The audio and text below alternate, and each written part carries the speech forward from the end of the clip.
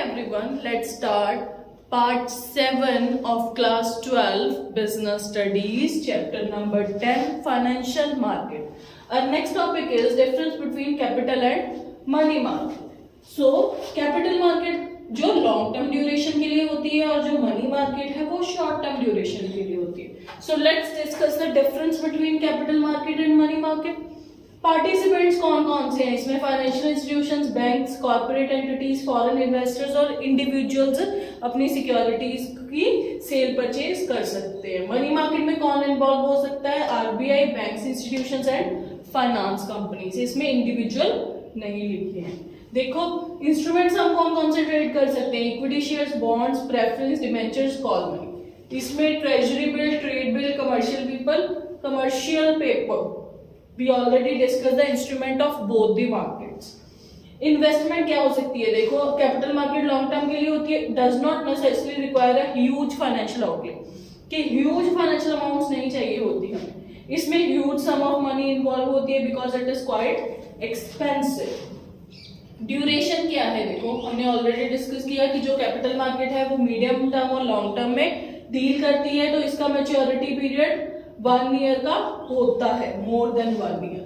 तो ये short term में डील करती है, इसका maturity period up to 1 year होता है और लेस देन 1 ईयर. लिक्विडिटी क्या है? देखो securities are less liquid as money market securities. इसमें क्या होती है? जो सिक्योरिटीज होती है वो लेस लिक्विड होती है, हम जल्दी उसको कैश में कन्वर्ट नहीं कर सकते. और जो मनी मार्केट है इसमें इंस्ट्रूमेंट्स हाईली लिक्विड होते हैं क्योंकि इसका टाइम पीरियड शॉर्ट होता है, कम होता है. हम सिक्योरिटीज को इजीली फटाफट कैश में कन्वर्ट कर सकते हैं. Expected rate of return. Capital market में ज्यादा टाइम के लिए पैसा इन्वेस्ट होता है तो हाई रेट ऑफ रिटर्न की एक्सपेक्टेशंस होती हैं. इसमें लो रेट ऑफ रिटर्न की एक्सपेक्टेशंस होती है.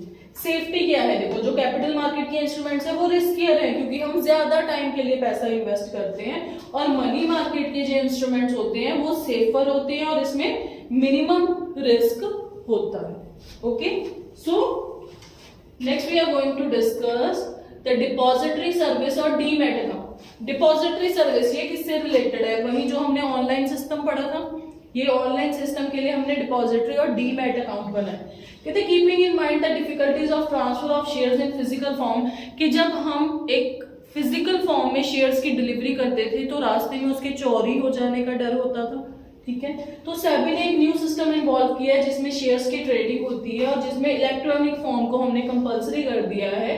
That is depository service system and demat account are very basis of this system.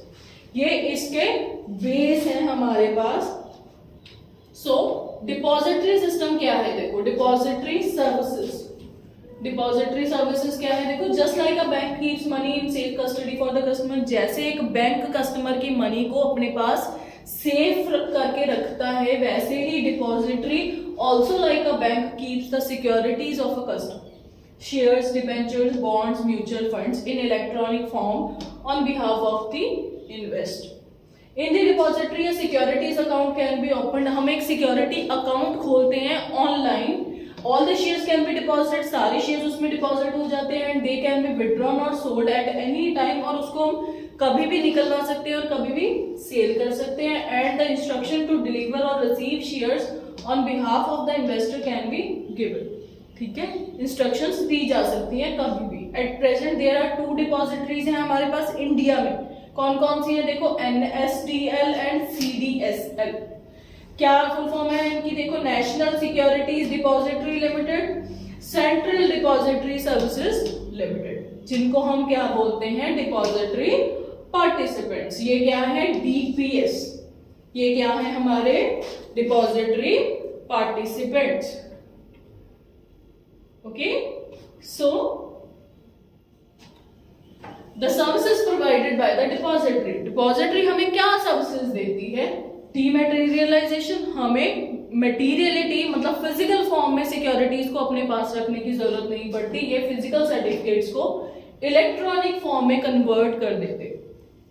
Then उसको हम रीमटेरियलाइजेशन भी कर सकते हैं. अगर दोबारा हम उसको कन्वर्ट करना चाहते हैं फिजिकल सर्टिफिकेट में फ्रॉम द इलेक्ट्रॉनिक सिक्योरिटीज, तो ये भी हमें सर्विस मिलती है।